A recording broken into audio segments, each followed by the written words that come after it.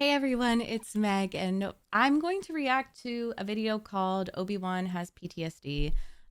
This video has kind of been on my radar because a few of you have recommended it. Also, if you're watching, well, I don't know when this is going to go out, but I'm filming it on May 4th, so May the 4th be with you. And then I guess May the 5th be with you. Revenge of the 5th. I don't remember. I think it's Revenge of the Fifth. It's like my second what May the 4th that I ever celebrated. Anyways, I will shout out Voices of Heroes and Caleb for getting this back on my radar recently, but I do know that people have recommended this in the past. So thank you if you've ever recommended this. And a little background, I love Obi-Wan. I haven't watched all of Clone Wars or the Obi-Wan show, but this I think was made before the Obi-Wan show, so there shouldn't be spoilers. It said it was posted 9 years ago. The channel is Samurai Soza. So thanks, Samurai Soza, for making this. I am assuming it's maybe describing some of his symptoms slash inklings or like how he would have PTSD. Also, if you're new here or don't know as much about me personally, I have complex post-traumatic stress disorder, which is like repeated acts of trauma, specifically in early childhood. So I am pretty trauma informed. I've read a lot of books, done a lot of therapy, EMDR specifically for PTSD. Yeah, I just watch a lot of videos, don't have a degree. I'm not a psychiatrist, but I do know quite a bit. So I think this is a great reaction for me, especially in my Star Wars era. I hope I won't cry. I don't think I will.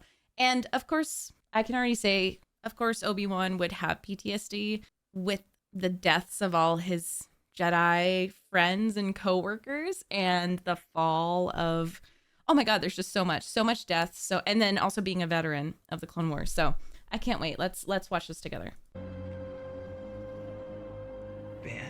Ben Kenobi? Boy, am I glad to see you. The Jundland wastes are not to be traveled lightly. Tell me, young Luke, what brings you out this far? This little droid. I think he's searching for his former master, but I've never seen such devotion in a droid before. He claims to be the property of an Obi-Wan Kenobi. Is he a relative of yours? Do you know who he's talking about? Obi-Wan Kenobi. Obi-Wan. Now that's a name I've not heard in a long time. A long time. I think my uncle...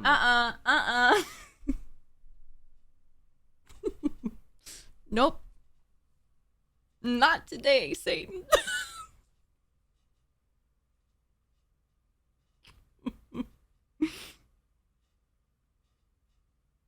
God damn it. Why did I do this to myself? It's like 10 o'clock at night.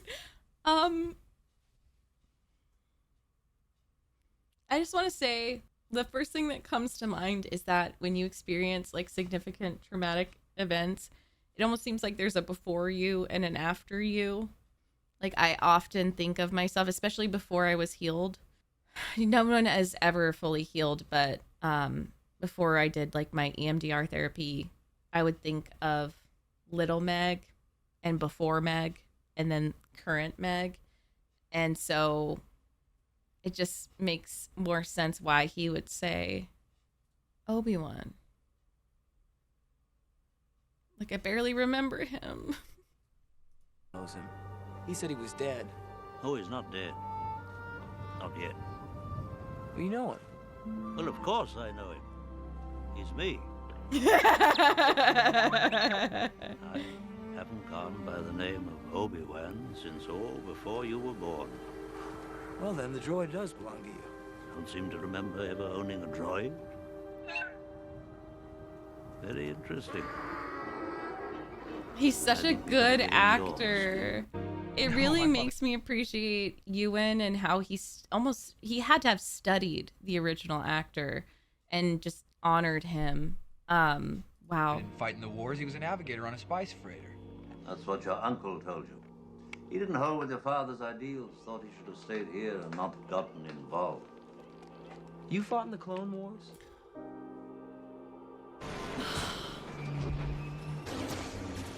Oh. Yes. I was once a Jedi Knight, the same as your father.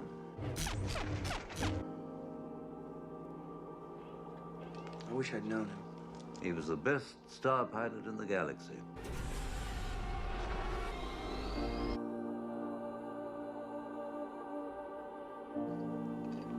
And a cunning warrior. And he was a good friend. Heavens.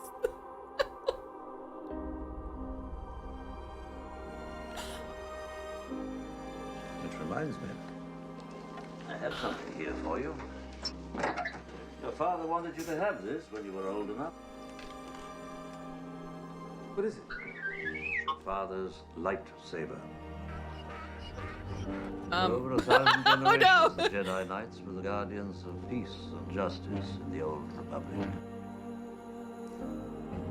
Before the Dark Times.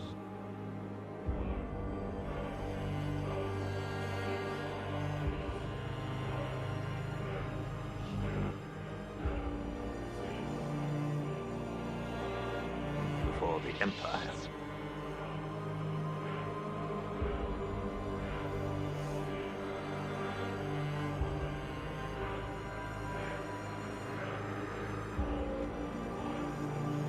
You disgusting turtle. How did my father die?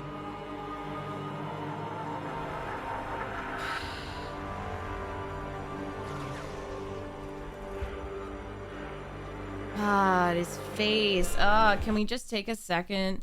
Because, oh my God, Ewan always steals the show, the movie for me. His acting is so good. So sometimes I have to like stop and appreciate Hayden in that. Because you were my brother. Anakin is like, I don't know how the fuck that movie has like 5 or 6 out of 10 on reviews. Like, I don't trust critics at all because of it. But like Hayden's pleading, like he's desperate. Like Anakin is so, his face is so like,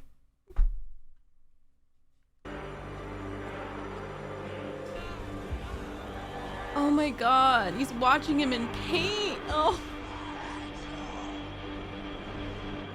A young Jedi named Darth Vader, Ooh. who was a pupil of mine until he turned to evil. Helped the Empire hunt down and destroy the Jedi Knights.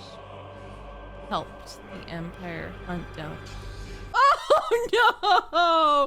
That little baby. They chose the perfect little kid, and I've seen that. I've seen the actor like talk about how they like picked him just on set, and I think Hayden did like a rah or something. He just got so genuinely scared. Oh no! Kiadi Mundi, not Kia. Oh no! Sorry, I don't know why I'm laughing. It's horrific. I heard that they like did so many deaths for her. They filmed so many deaths of hers because they didn't know how they wanted to kill her.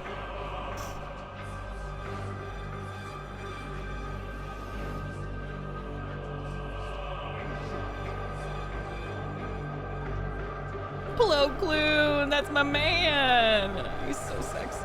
No. He betrayed and murdered your father. Wow. I mean, where was the lie? Where was the lie? Vader was seduced by the dark side of the Force. Now the Jedi are all but extinct.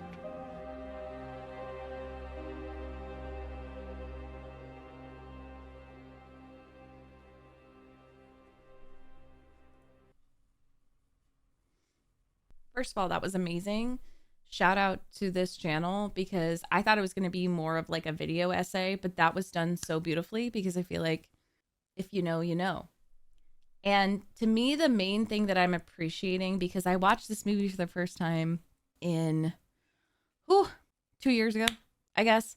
I remember feeling the very natural progression of like, oh my God, I was lied to. Why didn't you tell me that Anakin was Darth Vader? Now, knowing everything I know, I just finished Vader, the comic series. And I actually read it along on Patreon. So if you're interested, that's there. And hopefully I'll remember to link it below.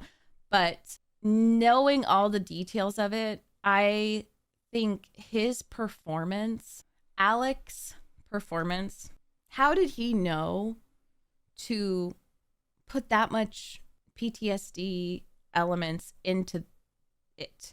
So when you think of like the symptoms of PTSD, I didn't even realize until this video.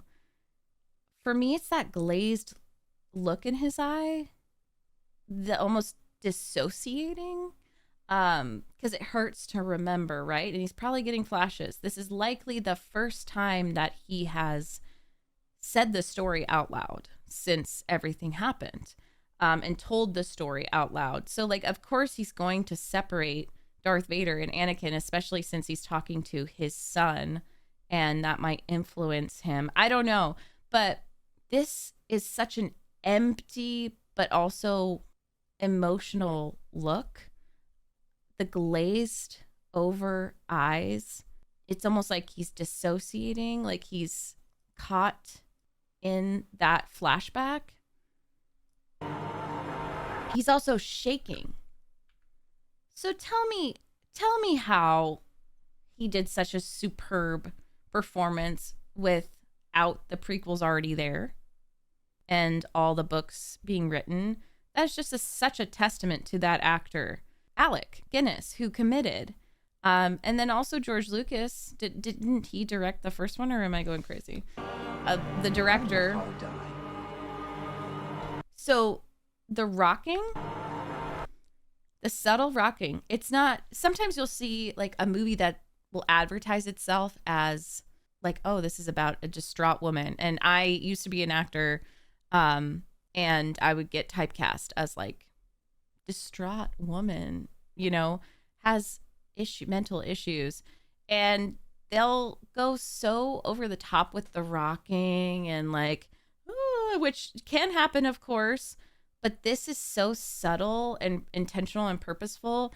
And the rocking, typically the swaying, it can be a self-soothing, which is what I know it to be and what I think is happening, because it's just very subtle, but that's a traumatized person. And to put it all out there, like put it all in this video, the memories that he's seen, I don't know. I just feel like Obi-Wan gets pushed to the side a lot, and it's not fair because I don't know. He just sort of reminds me of like an older sibling, or the type of person who doesn't flaunt all their issues and just has to have it together all the time. So he kind of gets pushed to the side when you're thinking about who's struggled, who's felt the most pain. You know, Anakin / Darth Vader made their problems known. They were he was almost like the problem child. He was the chosen one. So not only did he feel his master at the time, Qui-Gon, separate from him emotionally and mentally, but he watched him die. He watched him die.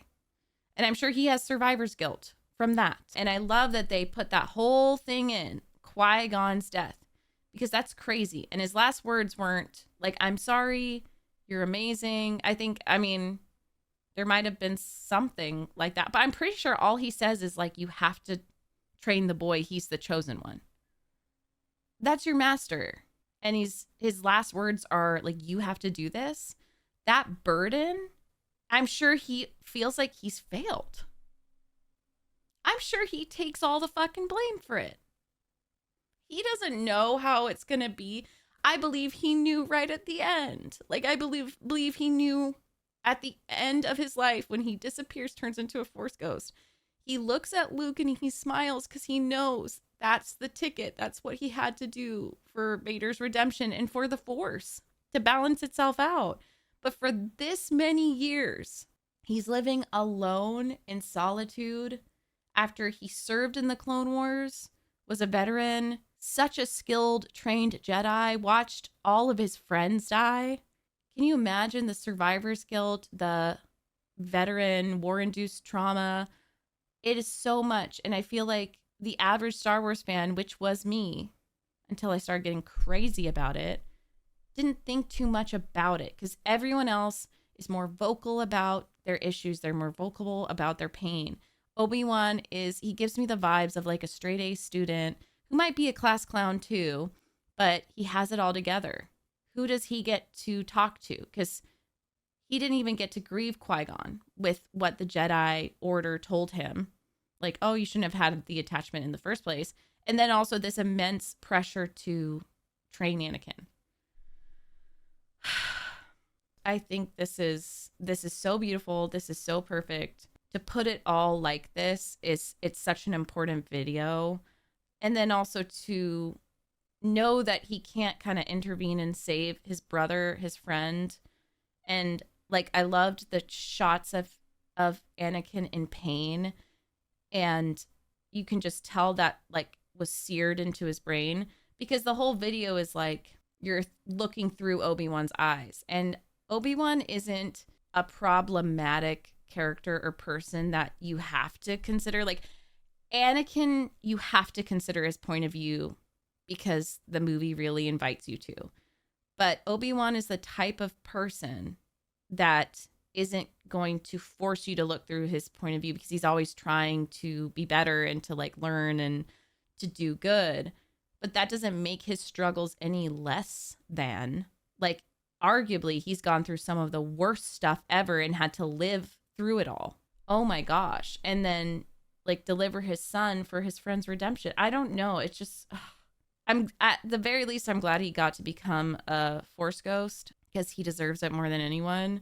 Yeah, the kids that he watched his friend kill, all the Jedi that he fought with in the Clone Wars, not understanding like how the brother that you were my brother, Anakin.